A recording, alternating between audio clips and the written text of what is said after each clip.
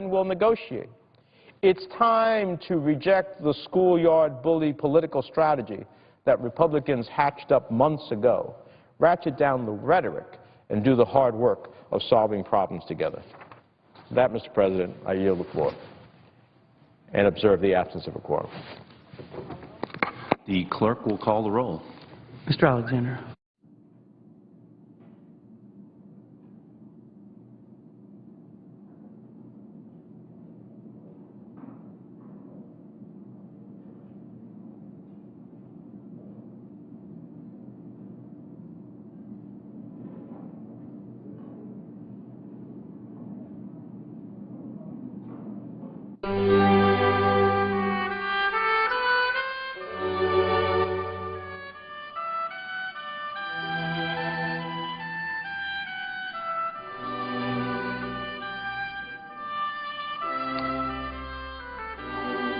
From Iowa.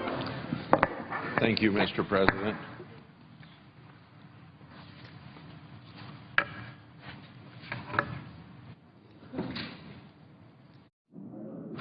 I heard the I ask that the calling of the quorum be suspended. Without objection, so ordered. The senator from Iowa is recognized. I heard the previous speaker plead for solution. I think we're all pleading for that.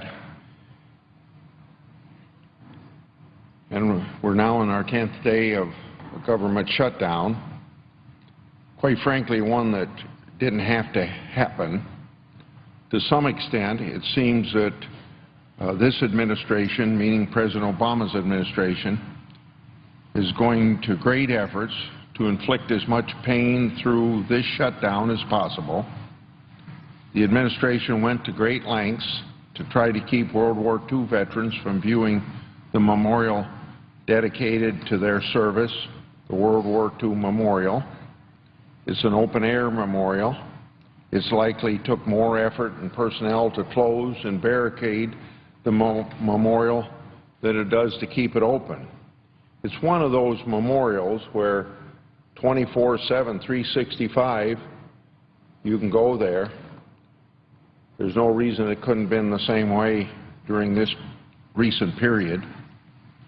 The government could be open and fully operating today, but for the majority and its unwillingness to engage in legitimate debate over proposals to amend Obamacare or any other legitimate issue of dispute, and in regard to Obamacare, not to defend or to delay it, is something that isn't right in a body here where we're a deliberative body, and you ought to consider all issues.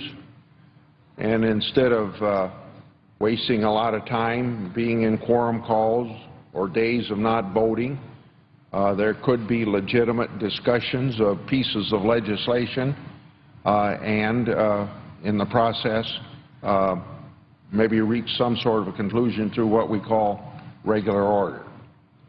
Now, the House has passed and the Senate has defeated 3 different continuing resolutions. Each one of those would have kept the government open and prevent a shutdown.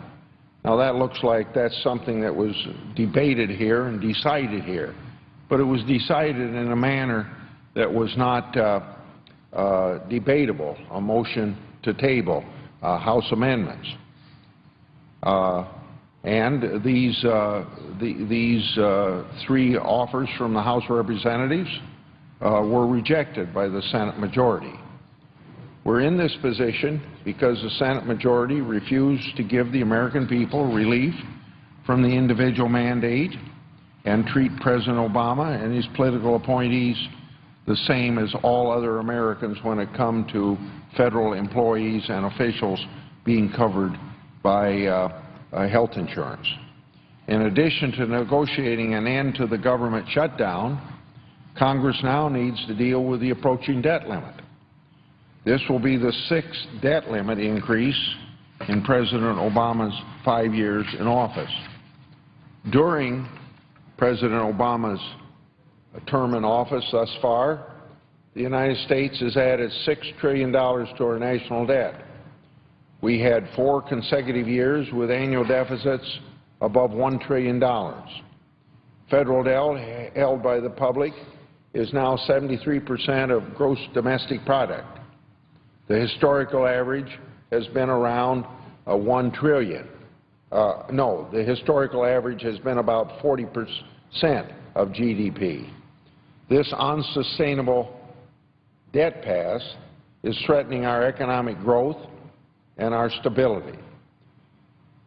This administration is quick to point out that the deficit has fallen faster than at any point since World War II. They fail to mention, however, that the deficit remains over $600 billion this very year, from highs near $1.4 trillion. Remember, to compare this $600 billion for this year with the largest annual deficit under President Bush of $458 billion. Much of the recently improved deficit picture is also due to the spending cuts imposed by the Budget Control Act of August 2, 2011, and that was enacted as part of the last debt ceiling increase. There is no better time to negotiate policies to address our fiscal situation than when debating debt ceiling. But the President and the Secretary of Treasury maintain that they will not negotiate on the debt limit. Now, there happens to be families all over this country which, because of the slow economy and unemployment, are being forced to make tough decisions to make ends meet.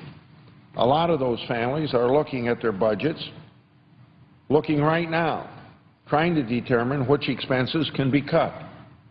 Maybe they'll try to reduce their cell phone bill, or perhaps they'll cancel a newspaper or a magazine subscription, or perhaps eat at home instead of eating at restaurants.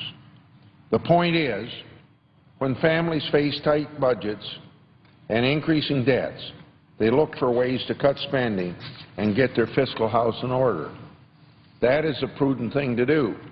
When bills come due, families make tough decisions on where to trim the budget. That is a family example of the federal government's legitimacy for looking at our spending now at the very same time you're trying to increase the debt limit as possibilities to make compromises to get our budget deficit down. So why can't the federal government then do the same thing? Why can't we use this opportunity to put our nation on a sound fiscal course? Why can't we work right now to enact policies that will be hopefully then negate the need to take on more debt? This seems like a reasonable proposition to do this when you're talking about increasing the national debt. Treasury Secretary Lew and his boss, President Obama, have repeated the talking points that negotiating deficit reduction policies on debt ceiling increase is unprecedented. They claim that now is not the time to negotiate our budget and fiscal problems. The President stated last month, and this is his quote, "You have never seen in the history of the United States the debt ceiling or the threat of not raising the debt being used to extort a president or a governing party and trying to force issues that have nothing to do with the budget and nothing to do with the debt." Now, the President just does not understand history or even recent history when he makes a statement like that. So President Obama, as well as Secretary Lew, can make this claim as much as they want, but it doesn't make sense, and it isn't true. The Washington Post fact checker gave this exact quote from President Obama 4 Pinocchios, which rates this statement as, in their words, a whopper. The Post indicated that since 1953, Congress at times has used the debt limit as a way to force concessions by the executive branch on spending. It also states that the Congress has used the debt limit on many occasions to force changes, even in unrelated laws. At least 4 major pieces of deficit reduction policies were enacted as a debt limit increase. Gramm-Rudman, 1985, the Budget Enforcement Act, 1990, the Balanced Budget Act, 1997, the Budget Control Act, 2011. So the facts are very, very clear. The debt limit has been used in the past as a means to enact deficit reduction policies and other reforms. Now, surely the President knew these facts when he made that statement that the Washington Post fact-checker rated as a whopper, 4 Pinocchios. According to the Congressional Budget Research Service, since 1978, Congress has voted to raise debt ceiling 53 times.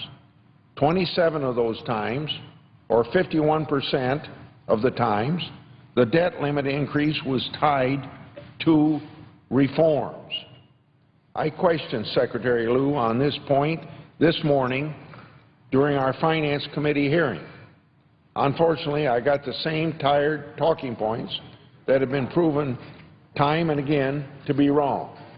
It's difficult to understand how an administration can expect us to take them seriously on the offer of future negotiations when they misrepresent such simple facts. The President and Congress must come to the table and negotiate policies to get our fiscal house in order. Now, does that put everything on the shoulders of the President of the United States? Absolutely not. It's just a fact that in this town, with our form of government, over 225 years, presidential leadership is a very important part of the legislative process. We've taken steps to address discretionary spending. We did that in 2011 with the Budget Control Act. Now it's time to tackle entitlement. Without reform, entitlement spending will continue to consume our budget. They'll begin to squeeze out spending on discretionary spending, like defense, education, infrastructure. According to the CBO, spending on entitlements will double as a percent of GDP from the historic average of 6.9% to 14.2% by 2038. What does this mean for our economy? It means we'll need to borrow more and more to fulfill our obligations. That will crowd out money that would otherwise be loaned in the private sector. This will lead to slower growth, less prosperity. It means that future generations may be less well off than previous generations. The longer we kick the entitlement can down the road, the bigger the fiscal problems become and the harder the solutions will be. It's time to make tough decisions and once and for all strengthen and secure these programs for future generations. These reforms won't take place without presidential leadership. The President must demonstrate courage and the political will to put our nation on a sound fiscal course. Again, that's not just the President's responsibility. That's a shared legislative responsibility between that end of Pennsylvania Avenue and this end. But it requires leadership. That will bring people together. We won't be able to, so it does require consensus, it requires concession, and most of all, then you get back to basics. You have to be sitting at a table across from each other negotiating. We won't be able to address these looming fiscal problems if President Obama is refusing even to sit across the table from members of Congress, both Republicans and Democrats. So I hope that he'll reconsider his no negotiation strategy so that we can reopen the government, deal with the debt ceiling, and begin to address our unsustainable long-term fiscal challenges. I yield the floor.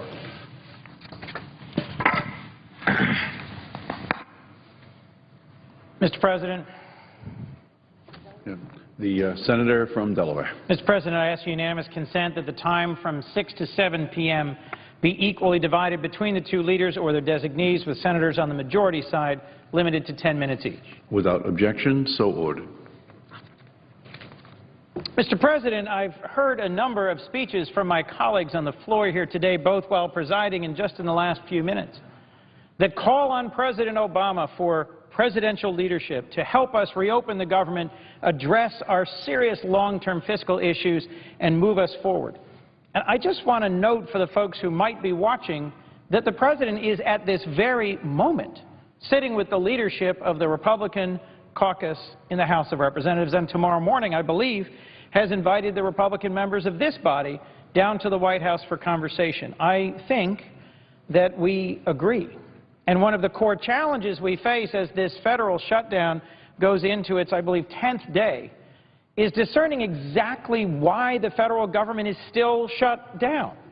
When initially taken over the cliff into shutdown, it was to prevent the implementation of the Affordable Care Act. At least that's what a number of senators said on this floor. That was their purpose.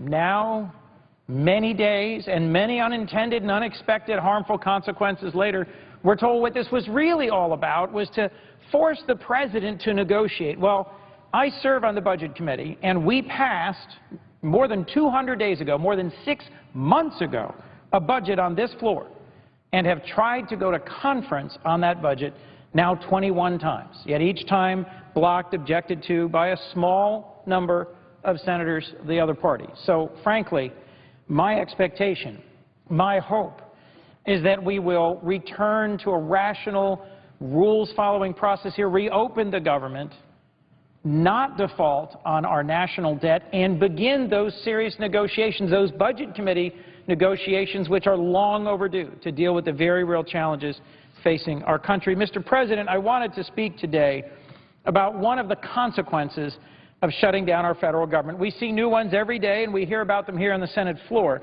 As the days drag on, we learn more and more about the impacts of the shutdown, sometimes with surprise, sometimes regret, sometimes with outrage. There's a lot on the line, and we've heard a lot about what the shutdown means for various functions of the executive branch and of the legislative branch. I've heard colleagues come and speak about the Nuclear Regulatory Commission, about the FDA, about its impact on higher education, its impact on families, its impact on small businesses. I've heard lots of folks come to this floor and comment on how the executive branch and its functions that affect communities and families all over this country are affected by the shutdown.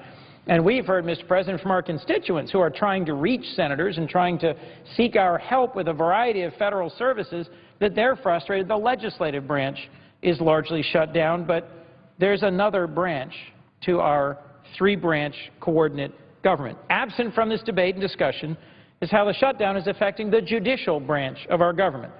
When the federal government shut down 10 years ago, the federal court system was initially seemingly largely unaffected. It's because they had enough funds in reserve to remain open for 10 business days, a period that will come to an end early next week. On Tuesday, the federal judiciary of the United States will run out of the reserve funds it's been using to stay open. The big question is what happens then. The chief judge of the bankruptcy court for the District of Delaware, my home state, told me, quote, "We are really in an uncertain situation, particularly when it comes to employees. I'm fearful for them and how they're going to be able to pay for rent and mortgages, provide food and daycare for their families." This is uncharted territory for our federal judiciary. When the money runs out, federal circuit and district courts will each be on their own, much like each senator who has to choose which of his employees or her employees are essential and deemed vital and need to stay, and which should be furloughed and stay home, uncertain whether they will be paid. Each district court and each circuit court will figure out on their own how to keep the lights on, which employees will keep working without a salary. As the chair of the Senate Judiciary Subcommittee on Bankruptcy and the Courts, I've heard from a number of federal judges this week frustrated by the amount of time they're spending trying to figure out what the shutdown means for their courts and their employees, rather than doing the job for which they were confirmed, which was to judge cases. This is an enormous distraction, a profound waste of time.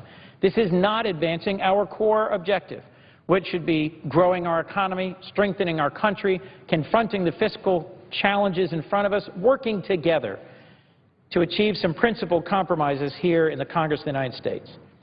Mr. President, in my view, our federal judges should be deciding cases, not deciding how to keep their courthouses running during this federal government shutdown. This needs to end. And it could end literally today, in a matter of minutes, if Speaker Boehner would bring to the floor and allow a vote on a bill sent over from this Senate more than 10 days ago that would allow the federal government to reopen. The judicial branch is not another federal agency. It's not a program that can be suspended or a benefit that can be delayed. It is a branch. The federal court system was created in our Constitution as the third pillar of our democracy. It's an independent branch of government whose fundamental mission is being undermined by folks, some of whom claim to love and to rigidly interpret the Constitution, yet the consequences for our constitutional order of this senseless shutdown, I am afraid, will soon become clear in the days ahead. The subcommittee has heard from a number of federal judges and clerks this week, and I've got to warn you, there's lots of unanswered questions here. The path forward is murky. The central question in the courts, as it was here in the Congress and the executive branch, is who is considered essential. Is it just the people directly involved in the resolution of cases, or staff that support the process are also to be expected to work without pay? Here's the type of question our judiciary was dealing with just today. Instead of resolving disputes or working on long-term cost-saving measures, evidence in our federal courts these days are typically presented electronically to jurors rather than being handed out as photocopies, which is great so long as the technology is working in the courtroom. Case files are processed electronically these days as well. But what if there's a problem? What if the IT, the technology, doesn't work and a trial is disrupted? At what point does a technology glitch become a legitimate due process issue? If the courtroom technology can't get an upgrade to fix a bug, will it result in a costly mistrial? The Constitution, in the Sixth Amendment, guarantees criminal defendants the right to a speedy trial. What happens when our courts can't live up to that Sixth Amendment guarantee because of this ongoing federal shutdown? The problem's equally severe in civil and bankruptcy matters. With the DOJ's Office of the U.S. Trustee in shutdown status, the number of trustee attorneys in Delaware has been cut from 7 to 2. This can dramatically slow the bankruptcy process and leave real jobs and real lives hanging in the balance as cases are unresolved and as resolutions don't move forward. This raises another fundamental question. At what point in this ongoing senseless shutdown does our civil justice system fail to live up to America's promise as a free market economy grounded in the rule of law? When an investor anywhere in the world looks to make a bet on a new company, a new idea, that investor obtains certain rights in exchange. Those rights include a share of equity or priority right in the event of liquidation. What gives those rights meaning is ultimately a highly functioning, impartial, and reliable court system. That's historically been one of our great advantages competitively as a country in the world economy. Our courts, even while plagued by persistent vacancies, lack of new authorized judgeships, and the sequester, our courts continue to perform this vital function. Without these courts, these rights mean nothing. Without the reliable enforcement of these rights, there's no more new investment, no new job creation that results, no new ideas successfully brought to market. We're not the only country in the world competing for investment and for ideas. And when we undermine our civil courts, we're being hostile to those very investors who could help get our economy back on track.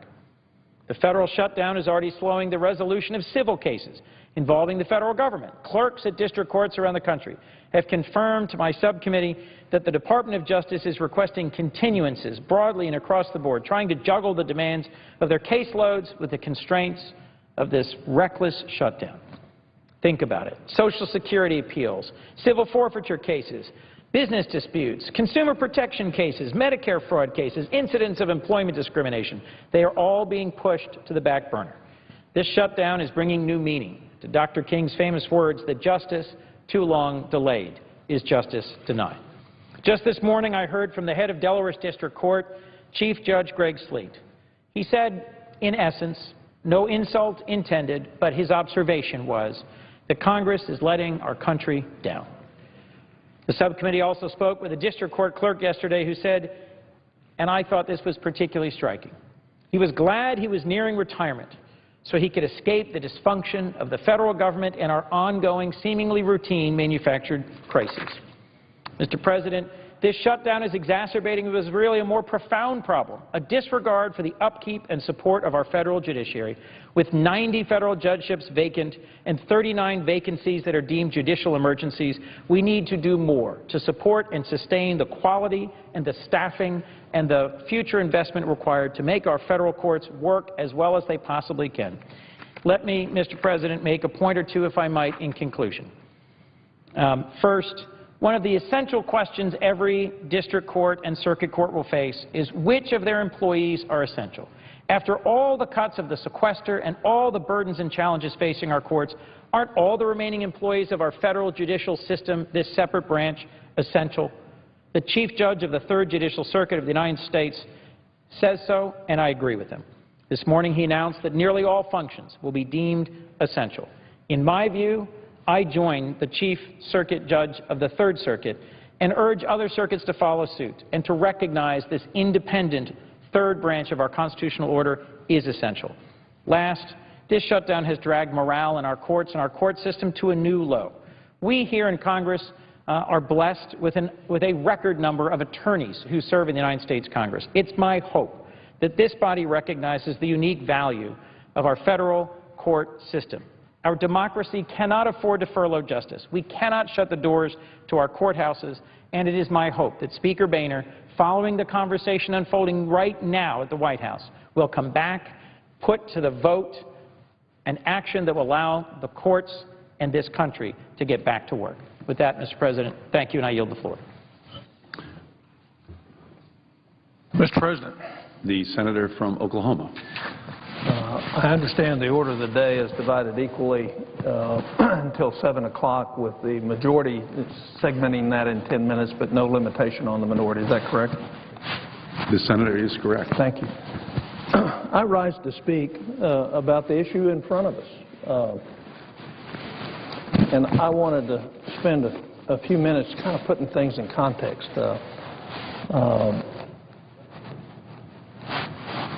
I won't repeat things that I've said routinely on the floor, but I think it is important for the American people to understand where we are in our country. Using generally accepted accounting principles, these aren't my numbers, we have almost $126 trillion in unfunded liabilities, and we have $17 trillion worth of debt. So we have a lot of obligations in front of us. If you add up every asset in the United States, all the bank accounts, all the lands, all the possessions, everything we own, plus what we own outside of the United States, that comes to $94 trillion. So, in essence, we're almost $50 trillion in the hole. So that's called a negative net worth. And I appreciate the comments of my colleague from Delaware. I have the greatest admiration for him, and I'm not one of those that thinks we should be in shutdown. I also am not one of those that think we should just, without any solution to our problem, raise the debt limit again. I would also note that you don't have to have a budget right now in the U.S. Senate, because we agreed to the Budget Control Act, which sets the discretionary spending levels for the next 10 years in this country. They're set by law. And what is important is that appropriations bills come through the committees, the House first and the Senate second, so that we can address the issues. We didn't do that in the Senate. They did about half of them in the House. And you wouldn't have a continuing resolution, which, by the way, I think all of us agree is very difficult for our federal employees to operate under. But I wanted to make a couple of points today. One is, in July of 2011, after 7 years of oversight, I put out $9 trillion of what I think are common sense eliminations and changes that we could make that today would put us at a $200 billion surplus instead of a $750 billion deficit. And those savings were $3 trillion total in discretionary spending, $1 trillion in defense spending, $2.7 trillion in terms of modernization of our health entitlement programs, $1 trillion from the tax code. You know, we actually have earmarks in the tax code for those that are well-heeled and well-connected benefit, and the average American gets nothing. Interest payment savings of $1.3 trillion and a 75-year solvency for the Social Security. That was put out 2.5 years ago. Very little of that has been used. Matter of fact, most people haven't read it. It was put out in a binder. We didn't print many binders because I'm so tight I don't want to print that many binders. But here's what it looks like. It's online. You can go and read it, and you can see if you think it makes common sense.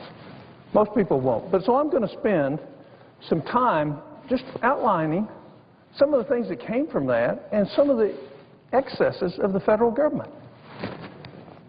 Most Americans know we're not efficient.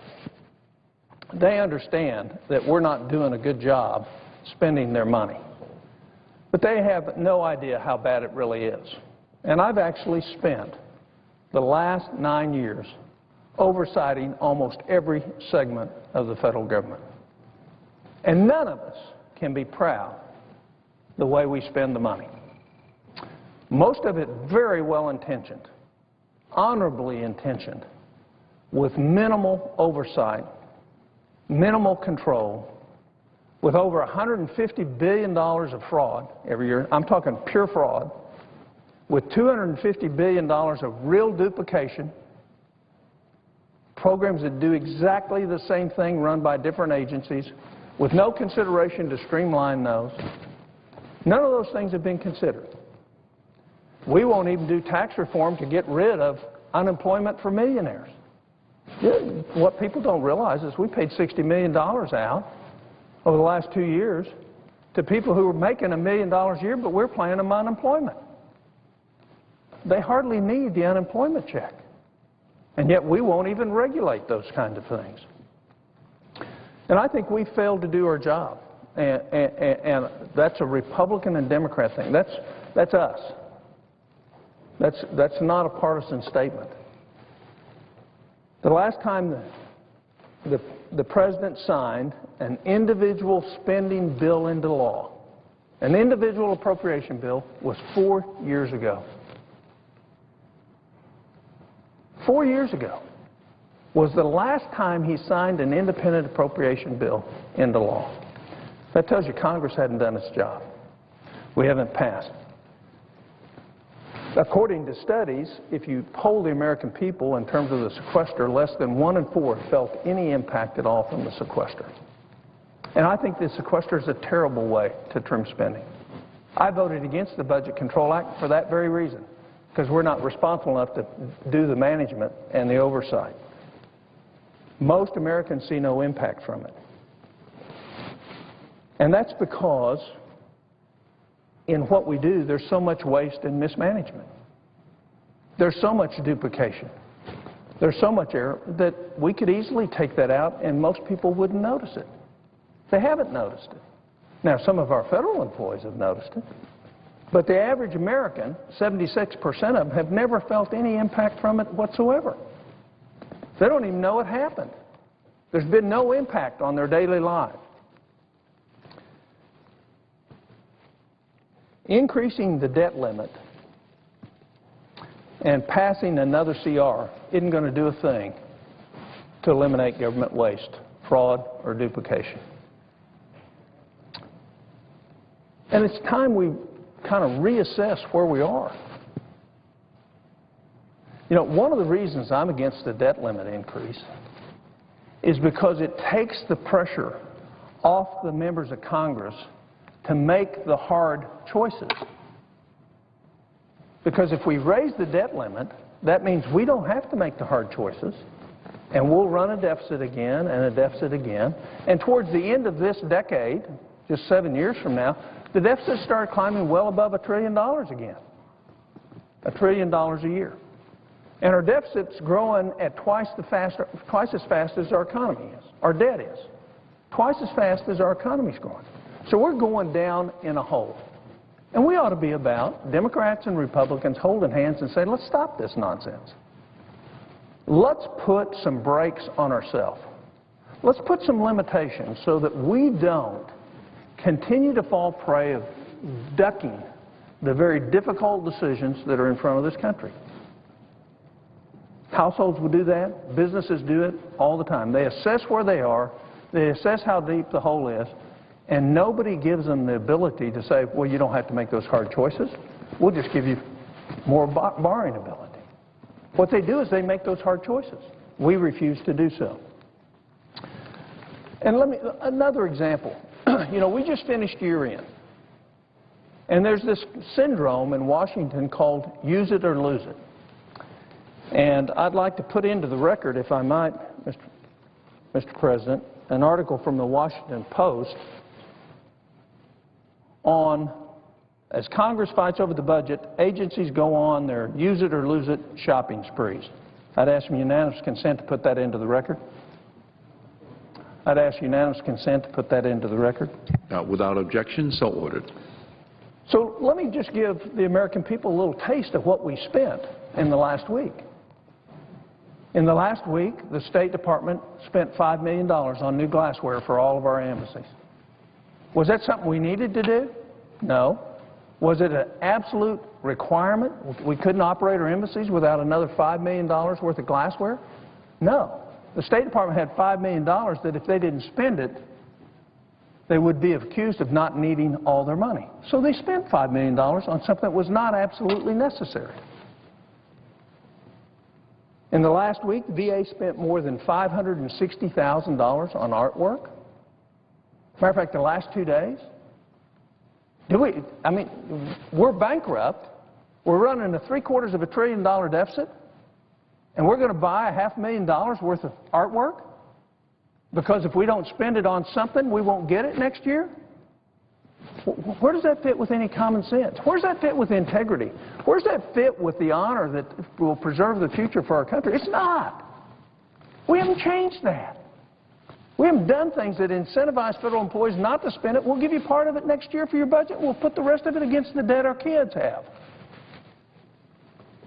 The Coast Guard, last day, spent $178,000 on cubicle furniture rehab. They signed the contract the last day, sent the check out the door. Now, it may have needed to be rehabbed, but they made sure they got it in this year to consume the money.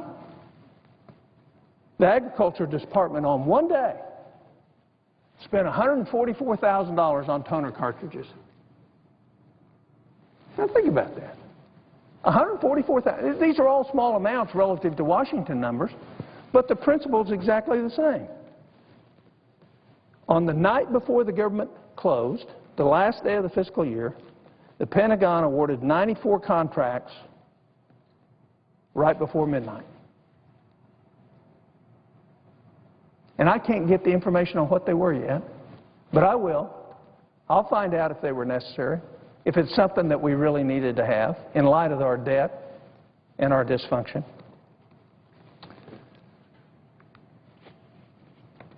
They also spent $5 billion on everything from robot submarines, finished hand grenades only hours before the closing of the fiscal year.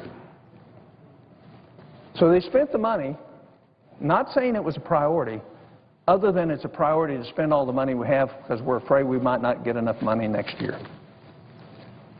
The Defense Logistics Agency spent $65 million for military helmets the last day. $24 million for traveling wave tubes to amplify radio signals from Thales.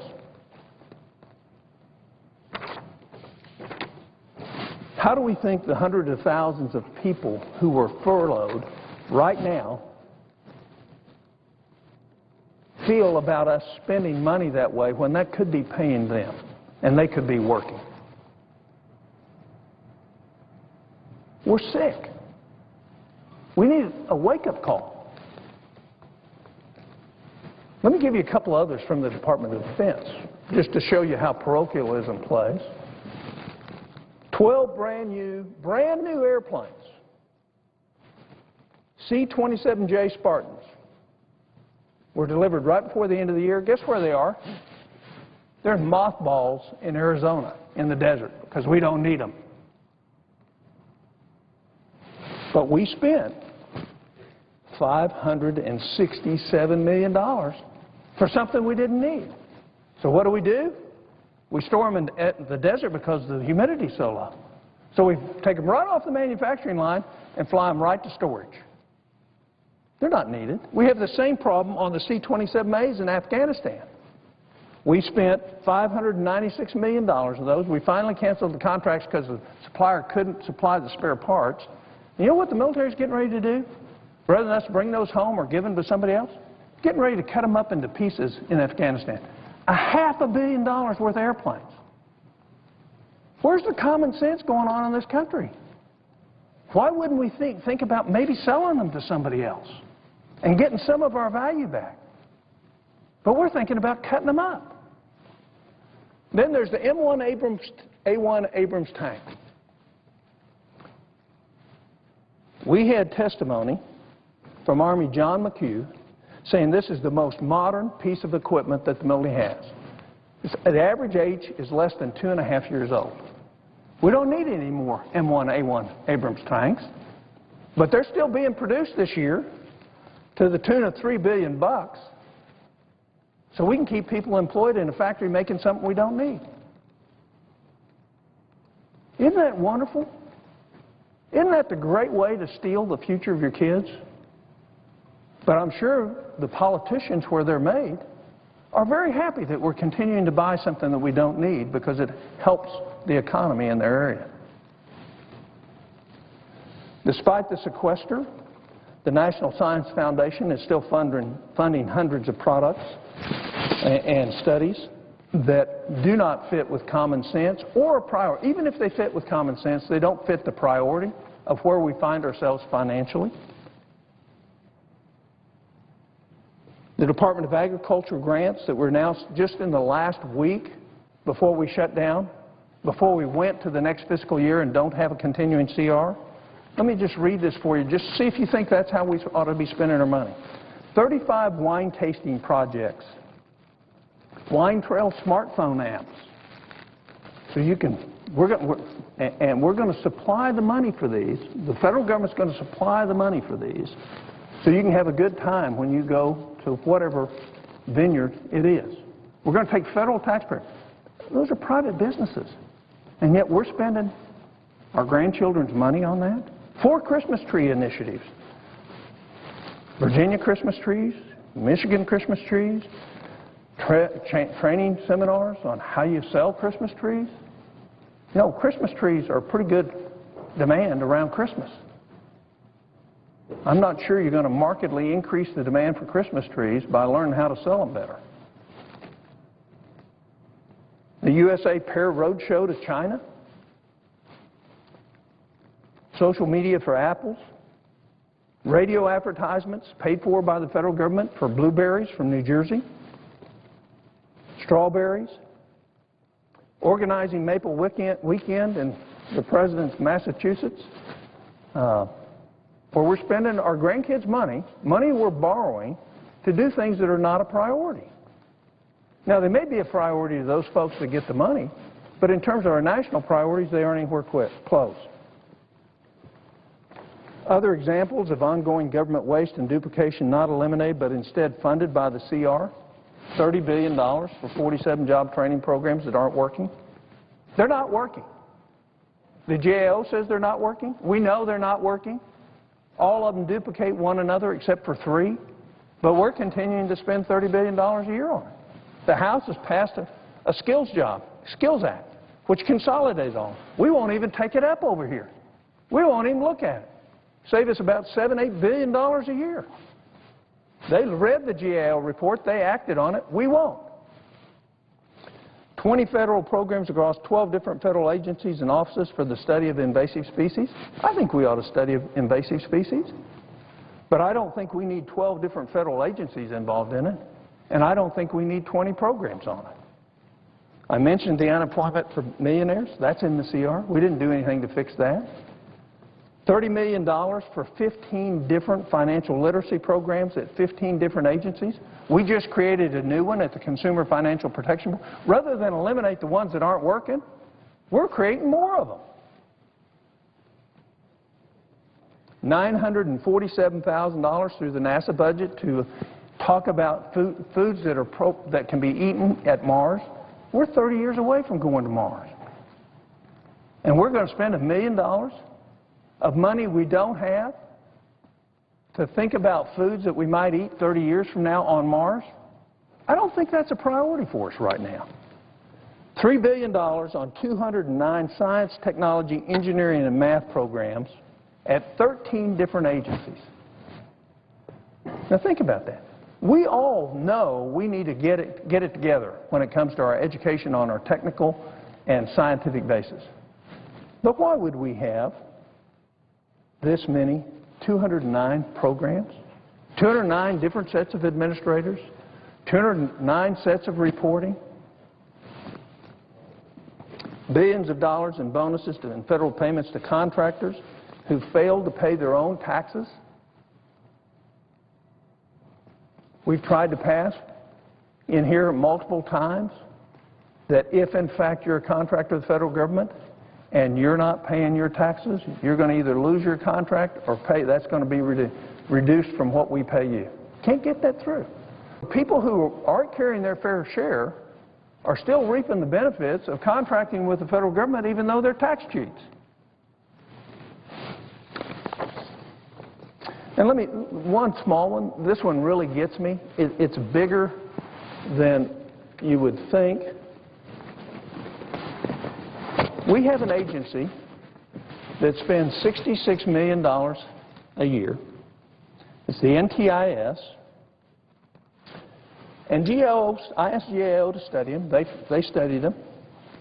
And in their report this year, GAO explained there's an office in the Department of Commerce, which is this office, that sells reports to other agencies. And when we had GAO study this, what we found is 74% of the reports that they sell to other agencies you can get from this one website for free. Now, their budget hadn't gone down. It's expanded. But the need for the agency is going away. So why are we continuing to spend $66 million? That's what we directly spend. That doesn't count what all they collect from the other agencies for only 26% of the information that's not available other than at Google. It makes no sense.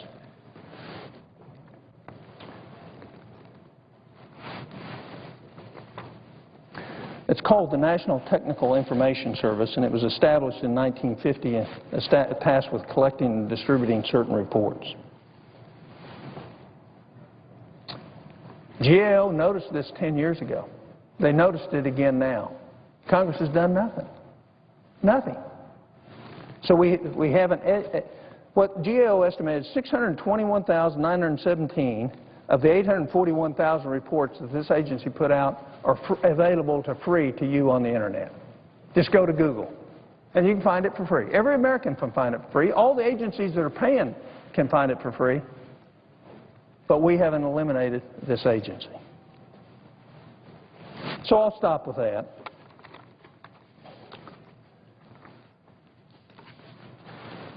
And I'll make a couple of points.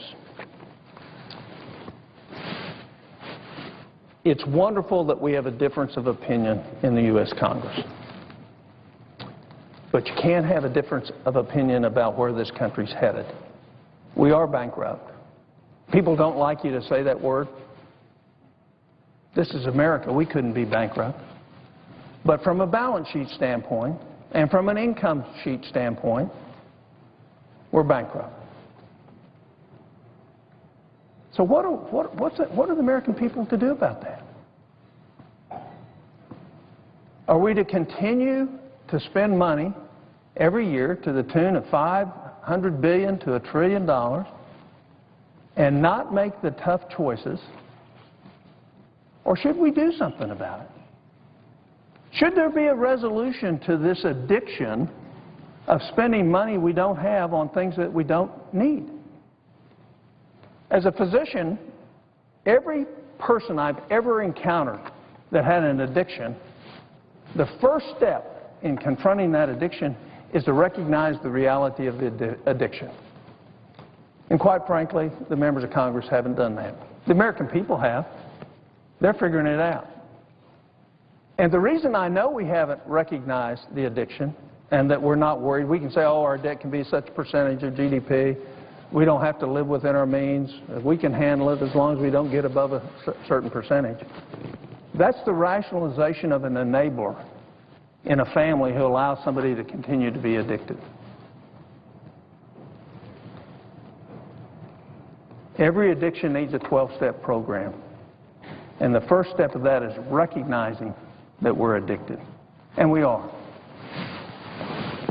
So one of the things that the American people are starting to ask about us, given that we can't even pass a CR, we are going to pass a debt limit increase and not make any of the hard choices.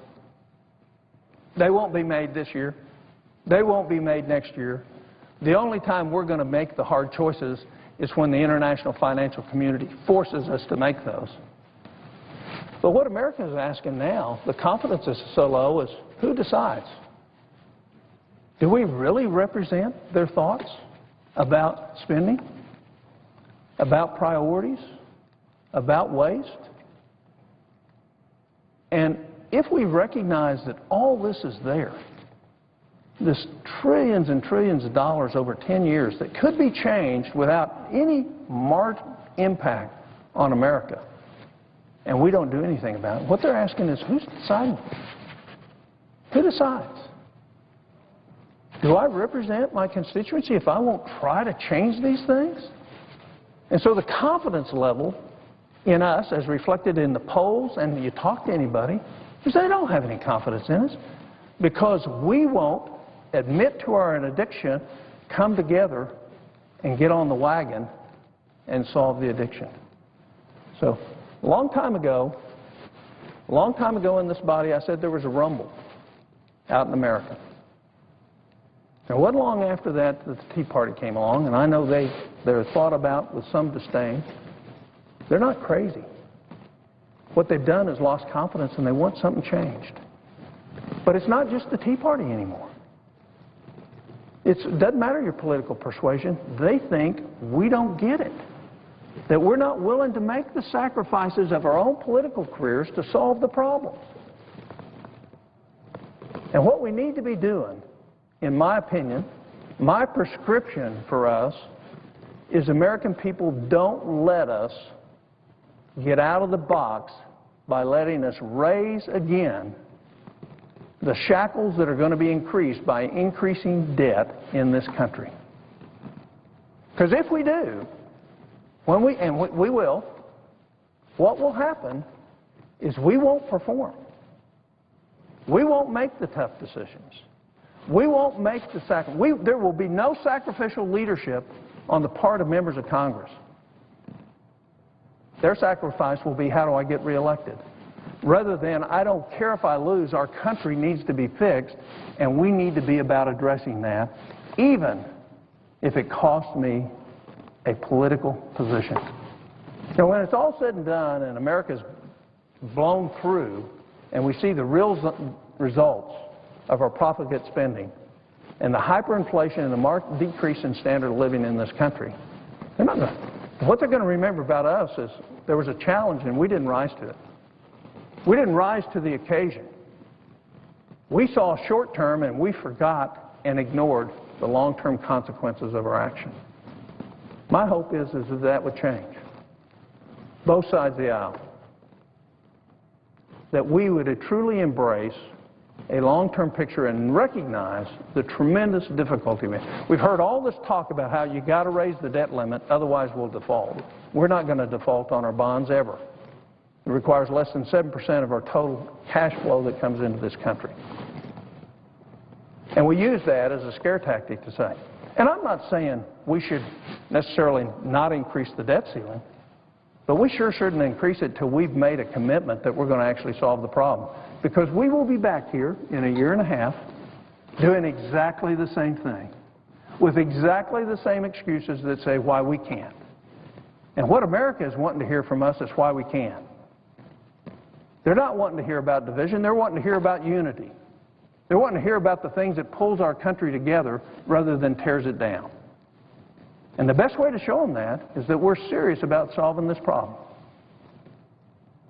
I hope that that is so. Mr. President, I yield the floor. I would note the absence of quorum. Clerk will call the roll. Mr. Alexander.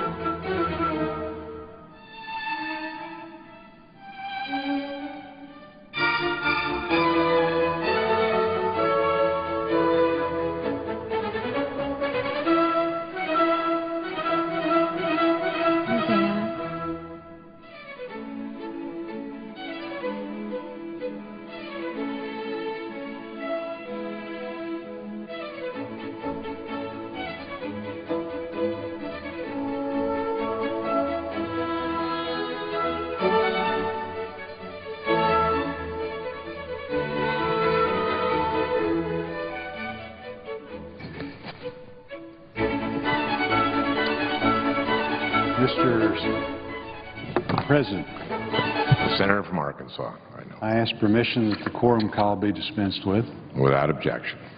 Thank you. This past weekend, I was with a